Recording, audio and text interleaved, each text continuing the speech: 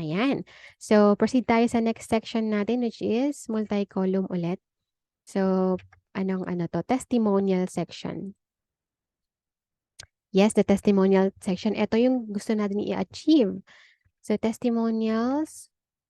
Okay. Testimonials. Pero later, kapag nag-install kayo ng app, pwede mo rin i-embed dito sa homepage mo yung mismong carousel ng testimonial from that app na gamit mo. Depende sa app. Hindi ko pa siya ma-explain ngayon kasi wala tayong na-install na app. Pero sa mga next videos natin, hopefully, makagawa tayo ng videos for that. Pero for the sake of this tutorial, for this design na pin-prepare ko para sa inyo, eto na lang muna na section ni Shopify yung gagamitin natin. Okay?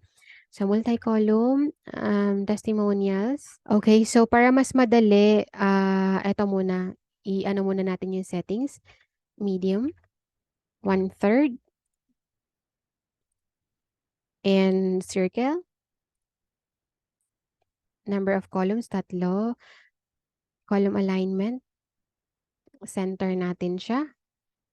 Tingnan niyo kung ano yung mangyayari kapag naka-center. Ayan, pumagitna silang lahat. Show as background, no, tanggalin natin to kasi gusto natin yung effect na parang nag-blend siya dun sa background natin. Wala siyang button label. And color scheme as is. Enable swipe on mobile and still 1 column.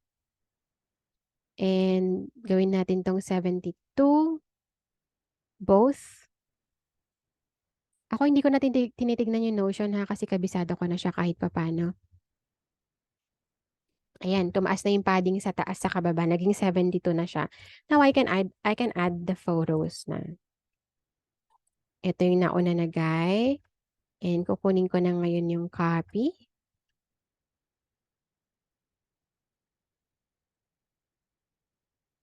Copy paste. So if you guys are wondering paano ko siya na-achieve na may ano to, bold. Ayan o, naka-bold siya. Gusto mo ba siyang gawing heading 3? That's fine, lalaki lang siya. Tignan mo rin kung ano yung mas okay. Heading 2? Nakita mo yung difference? Pero ako paragraph lang gusto ko ilagay and naka-bold lang siya.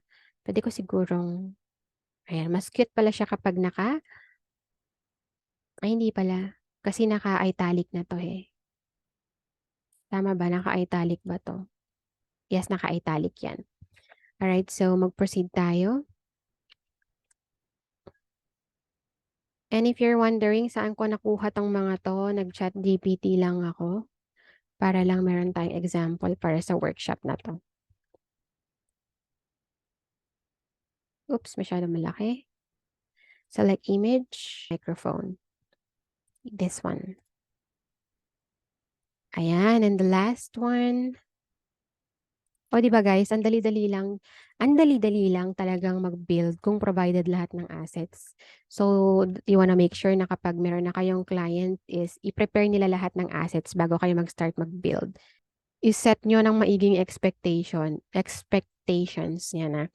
Kapag hindi mo na-provide yung asset ng ganitong date, madedelay tayo. Kapag hindi mo na-provide yung asset, hindi ko umpisahan yung pag-build ng website mo. Para safe ka. Okay? Kasi later baka mainip na siya, pero in reality siya kasi yung reason kung bakit na-delay yung project nyo. Kasi hindi siya nakapag-provide agad ng asset. So, sabihin mo na kapag na-delay siya mag-provide ng asset, it can affect the timeline of the development. Okay? So, ayan, tapos na tayo. Tignan natin kung na-achieve natin yung look na nandun sa Zoom. I mean, nandito sa Notion. Yes, pareho siya. Pero yung testimonials nasa gitna. So, still, meron akong drinap dito na code, CSS code. So, still, ang gagawin natin, punta tayo dun sa baba and mag-add tayo dito sa sections. Ayan. So, i-check natin yung mobile view. Ayan, Zoom Kit, testimonials.